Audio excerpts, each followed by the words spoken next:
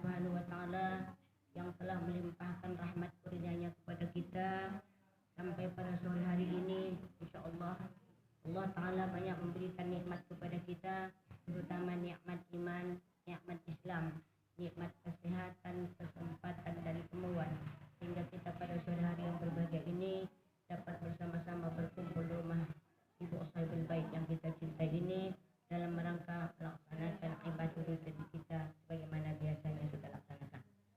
Kemudian selawat beriring salam kita sampaikan kepada Nabi kita Habibullah Muhammad Rasulullah sallallahu alaihi wasallam. Allahumma shalli wa sallim alaihi.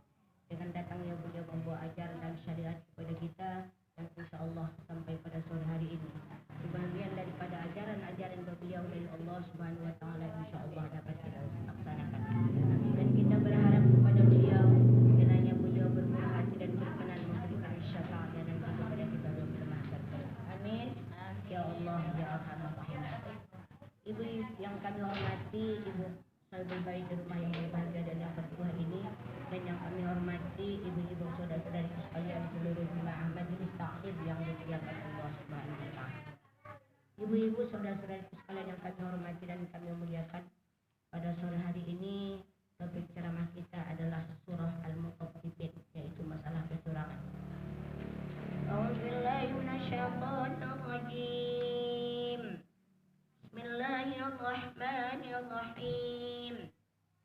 Wailul lil mutaffifin alladzina idza qatalu 'alan nasi yastawfun wa idza kaluhum aw wazanuhum yukhsirun. Ibu-ibu saudara-saudariku sekalian yang kami hormati dan kami muliakan, Allah menjelaskan dalam surah Al-Mutaffifin, wailul lil mutaffifin, kata Allah Subhanahu wa taala dalam Al-Qur'an. Terima kasih. Kecelakaanlah bagi orang-orang yang melaksanakan kecurangan. Siapa itu orang-orang yang melaksanakan kecurangan itu? Allazina idaqtalu 'alan nasi yastawfun, yaitu kata Allah orang yang apabila dia menerima, dia ingin penuh takarannya dan sukacita. Tatkala dia memberi kepada orang, sangat mengurangi daripada timbangan. Nah, nanti ini akan berwujud kepada siksaan Allah. Nah, ibu-ibu saudara-saudara sekalian yang kami hormati dan kami muliakan, ini adalah masalah kecurangan. Dalam kecurangan ini adalah masalah riba. Apa itu yang dikatakan riba? Di sana juga ada riba bahwa ziyadah. Ziyadah itu bertambah. Riba itu dikatakan bertambah. Kenapa bertambah? Karena pada awalnya umpamanya uang itu 100.000, maka bertambah dia 120.000 atau 150.000. Di sana ada kecurangan. Makanya Allah ingatkan kepada kita, kalau dia membeli, hendak cukup penuh timbangannya, hendak berlebih lagi. Ini kenapa ini kami sampaikan kepada saudara-saudara sekalian. Ini kita selalu ibu-ibu dalam rumah tangga. Selalu kita belanja di kode, selalu kita membeli di pajak. Ibu, ini kita jagakan. Jauh sebelumnya ini kita jagakan ibu-ibu. Kalau membeli kita hendak banyak kurang banyak. Kalau menjual hendak sedikit. Kata Allah, wailul lil mutaffifin. Kerugian besar bagi orang-orang yang curang. Apa itu yang curang? Curang itu maksudnya kalau kita menjual hendak sedikit. Kalau kita membeli hendak penuh timbangan. Di zaman dahulu kala ada namanya Abu Juhainah. Tatkala Abu Juhainah ini ibu, dia berjualan, mohon maaf, dia berjualan, kemudian ibu dia mengadakan 2 timbangan. Ini kecurangan, ada 2 timbangan.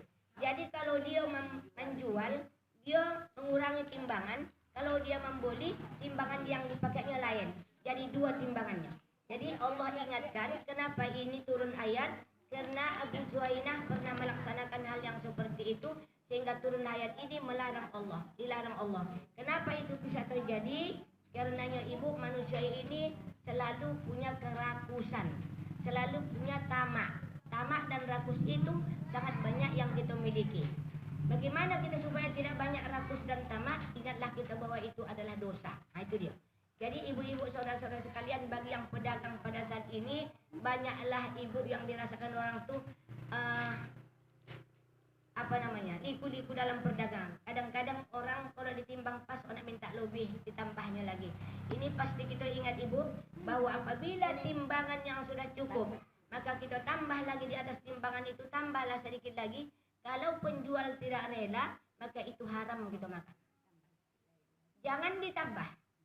Kalaupun ditambah, kita bilang, boleh aku tambah ini sedikit? Izinkan yo.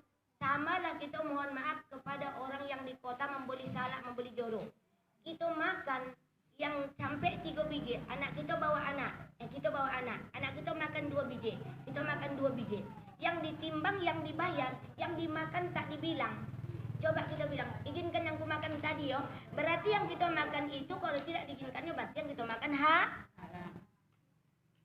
Ini ada pernah terjadi. Tatkala dia memboli, ini zaman dahulu kala, dia dibolinya kacang tanah.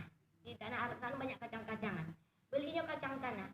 Tatkala sudah ditimbang kacang tanah ini 1 kilo, lalu penjual tadi membelakang, mungkin menukarkan uang segala macam, lalu ditambahnya lagi 1 genggam lagi. Ada yang melihat disampaikan kepada Rasulullah. Rasulullah berdiri dan melarang. Kata Rasulullah, yang kau beli itulah yang kau makan, yang kau tambah itu jangan kau makan karena itu Ini kita ibu-ibu, saudara-saudariku sekalian yang kami hormati dan kami muliakan. Kalau kita saja makannya itu nanti ibu sampai di rumah, mending ini anak kita, suami kita yang kita kasih dimakan. Sanggup kita mempertanggungjawabkannya tuh? Nah itulah dia. Ini makanya selalu kami buka tentang ini. Kenapa ibu-ibu? Karena kita perempuan ini sangat banyak dosa kita mempertanggungjawabkan. Makanya kata Rasulullah yang paling banyak masuk neraka adalah perempuan. Karena dosanya sangat banyak. Ini contoh tadi. Kalau kita sendiri yang makannya itu, kita mempertanggungjawabkan. Kita bawa ke rumah, kita masak. Dimakan suami kita, dimakan anak-anak kita. Bagaimana mempertanggungjawabkan? Nah itulah dia. Jadi andai pun anak awak yang makan di situ tadi membeli salah, awak bilang, ini tadi ada salah dimakan anakku, berapa harganya itu? Udah izin itu bu, izin itu. Tapi kalau kita tidak minta izin, baik kita makan maupun dimakan anak kita, jelas itu adalah haram. Makanya ini terjadi di zaman Rasulullah, ada namanya Abu Zuhainah, namanya itulah dia. 2 timbangan tatkala dia jualan. 1 timbangan untuk membeli, 1 timbangan untuk menjual. Untuk membeli ini menguntungkan bagi dia cukup timbangan, sementara dia untuk menjual mengurangi timbangan. Itulah maka turun ini ayat wailul lil mutaffifin, kecurangan.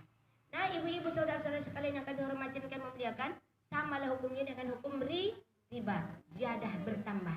Apabila dari bertambah dari yang kita boleh tadi, maka hukumnya haram.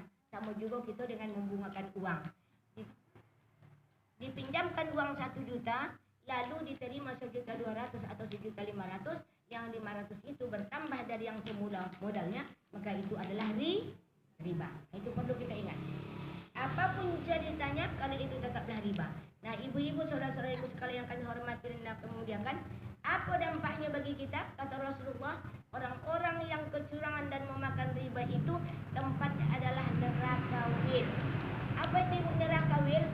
Kalau kita meninggalkan sholat, maka kita tempatnya neraka sakor. Ma salakakum fi syaqar, kata Allah. Kenapa kamu masuk ke dalam api neraka yang sangat panas? Lalu kita jawab, lam nakum minal musallin, karena kami semasa hidup kami tidak mengerjakan sholat.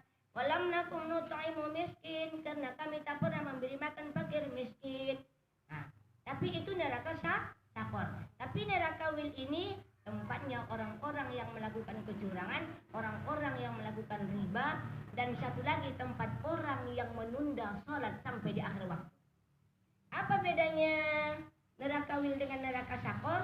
Neraka sakor tempat orang yang meninggalkan sholat, neraka wil tempat orang yang menunda-nunda waktu tatkala habis waktu. Udah di akhir waktu. Sholat asar sudah terakhir di waktu maghrib. Sholat zuhur terakhir di waktu asar. Sholat subuh jam 6 sudah habis waktunya, tak ada lagi sholat subuh. Jam 6 habis waktunya, dipat tidur juga lagi. Begitulah seterusnya. Jadi kata Rasulullah, pernah sahabat bertanya kepada Rasulullah, ya Rasulullah, apakah hukuman bagi kami? Katanya bertanya kepada Rasul, bagi orang yang melaksanakan sholat sudah di akhir waktu. Jawab Rasulullah, tempat orang yang sholat di akhir waktu adalah neraka wil. Bagaimana rupanya neraka wil itu? Neraka wil itu sama neraka sakor bersamaan. Kata Rasulullah, andainya dimasukkan bukit-bukit gunung-gunung ke dalam neraka wil itu, sebentar saja akan cair dan gosong sedangkan panas. Itu bayangkanlah bukit-bukit, gunung-gunung dimasukkan ke neraka wil itu sebentar aja akan gosong dan mencair sedangkan panas. Jadi kalau kita tengok neraka wil dengan neraka sakor itu, sakor di lain corak, ibarat kain, satu di coraknya aja berbeda, sama-sama neraka yang terpanas. Nah, ibu-ibu saudara-saudariku sekalian yang kami hormati dan kami muliakan. Kenapa ini sering kami sampaikan kepada kita? Karena kita perempuan ini adalah kita yang menjadi bendahara dalam rumah tangga. Dan kita memasak dan kita mesti tahu hukum. Kenapa kita mesti tahu hukum? Kalau kita tidak tahu hukum, maka anak kita kasihlah makan yang tidak beres. Dan suami kita di rumah kita kasihlah makanan yang tidak beres juga. Makanya kita perempuan ini mestilah kita menjadi wanita solehah. Wanita yang beriman, wanita yang bertakwa, wanita yang tahu masalah hukum Islam supaya selamat rumah tangga kita. Nah, itulah dia. Di dunia kita ingin bahagia, di akhirat ingin kita bahagia. Bagaimana kita ingin bahagia dalam rumah tangga kita kalau hukum tidak kita tahu? Kalau kita banyak tidak tahu hukum. Contoh, menurut hukum fikih. Menurut hukum fikih bahwa perempuan yang memasak dalam rumah tangga, segala makanan-makanan yang tidak dialirkan airnya tetap mengandung najis, apapun cerita. Pada saat ini, kami masih banyak menjumpai jemaah-jemaah lagi yang dibuat gobokan mangkok-mangkok, masukkan ke situ cabai, masukkan ke situ tomat, masukkan bawang, lalu cuci, pindahkan ke mangkok satu lagi, lalu dari situ masuk terus ke blender atau ke gilingan. Kapan itu diselawatkan? Berarti setiap hari kita memakan najis yang diberikan kepada anak dan kepada suami. Itulah dia, maka kita perlu perempuan tahu hukum. Maka perempuan dituntut untuk menjadi wanita solehah, perempuan yang beriman, perempuan yang bertakwa. Makanya kami tak bosan menyampaikan kepada saudara-saudariku sekalian, itu kami sampaikan. Kenapa? Biar selamat kita di dunia, selamat di akhirat. Tanggung jawab kita berikan kepada anak dan suami kita makanan yang bersih dan yang halal. Nah, itu dia. Itu menurut hukum fikih. Nah, ibu-ibu saudara-saudariku sekalian yang kami hormati dan kami muliakan, maka kata Rasulullah, orang yang tidak mau menjauhkan diri dari kecurangan dan tidak mau menjauhkan diri daripada riba dan tidak menjaga daripada sholatnya selalu sholat di akhir waktu, maka kata Rasulullah, di dunia dia akan mendapat kesengsaraan dan hilang berkah dari kehidupannya, dan di akhirat tempatnya adalah neraka wil. Itulah yang kita takut. Nah, ibu-ibu saudara-saudariku sekalian kami hormati dan kami muliakan, makanya dalam hal ini kami menyampaikan kepada seluruh jemaah dan kami melakukan perwakilan kepada keluarga kita semua. Kami sampaikan kepada ibu-ibu dan insya Allah ibu-ibu akan menjaga kepada keluarganya. Kenapa? Karena kita yang hidup nih, kata Allah dalam Al-Quran, Qu anfusakum wa ahlikum nara. Pelihara diri kamu dan keluarga kamu dari api neraka. Maka tak cukup kita saja yang kita pelihara, bantai kamulah di situ. Akulah kupatontu, tak bisa, tak lepas. Tetap jugalah awak akan mengurusi diri sendiri dan mengurusi keluarga. Gara-gara anak nanti seharusnya banyak ibadah awak masuk ke dalam surga, tapi terlibat awak karena anak tidak mau disuruh, akhirnya mereka akan menyeret kita ke pintu api neraka. Nah, itulah itu. Ibu-ibu saudara-saudariku sekalian yang kami hormati dan kami muliakan, ayo kita sama-sama. Kalau sudah tahu kita hukumnya, sudah belajar kita, sudah mendengar kita, ayo kita jaga. Hukum riba ini sama, baik yang mengambil maupun yang memberi. Itu udah banyaknya kono, termasuklah salah satu kereta yang kita ambil. Kenapa? Berbeda, apabila berbeda kontan dengan angsur, maka jatuh riba. Kalau kontan 24 juta, kalau kontan 16 juta, kalau angsur 24. Sisa dari 16 ke 24 tetap riba. Berdosa yang mengambil, berdosa yang memberi. Yang udah banyak ikutnya kono. Makanya yang sudah tuh sudahlah, jangan lagi diteruskan. Stop. Yang sudah tuh sudah, jangan diteruskan. Bagus kita menabung, masukkan tabungan KBSI, ondak 500, ondak 500 sebulan, ondak 1 juta sebulan, sudah cukup uangnya baru ditarik, baru dibodikan. Elok begitu daripada kita ambil yang angsuran. Jadi ibu-ibu saudara-saudara sekalian yang kami hormati dan kami muliakan, melalui tausiah agama ini kepada saudara-saudariku sekalian yang kami hormati dan kami muliakan, tolong. Apakah itu kita mengangsur pakaian? Apakah mengangsur mukena? Apakah mengangsur segala macam perabot rumah? Kalau tukang angsuran membedakan, jangan diambil. Itu dia. Kalau tukang angsuran membedakan, kalau kontan 500, kalau angsur 650, jangan diambil. walaupun dia Islam sekali. Itu dia. Jadi kita tanya, kalau konten berapa? Tak ada kami bedakan ibu, konten atau angsur sama saja. Itu jambe. Tapi kalau dibedakannya, kalau konten 500, kalau angsur 750, jangan ambil. 250 itu jelas riba. Kono yang mengangsur, kono yang mengangsurkan, kono yang mengambil angsuran. Nah itulah itu kita elakkan. Maka tempat itu nanti di neraka wil. Kata Rasulullah, orang yang mengambil riba itu, mengerjakan riba itu, keluar dari dalam kubur, dihalau ke padang mahsyar telanjang bulat. Itu bayangkanlah di dunia saja pun tak sanggup awak telanjang bulat, jangan pula di akhirat seluruh manusia yang meninggal awak di situ. Bayangkanlah dia. Nah itulah dia. Itulah hukumannya diberikan Allah kepada kita, maka waspadalah kita dalam hal ini. Makanya ibu-ibu saudara-saudara sekalian kami hormati dan kami muliakan, kami tidak bosan-bosannya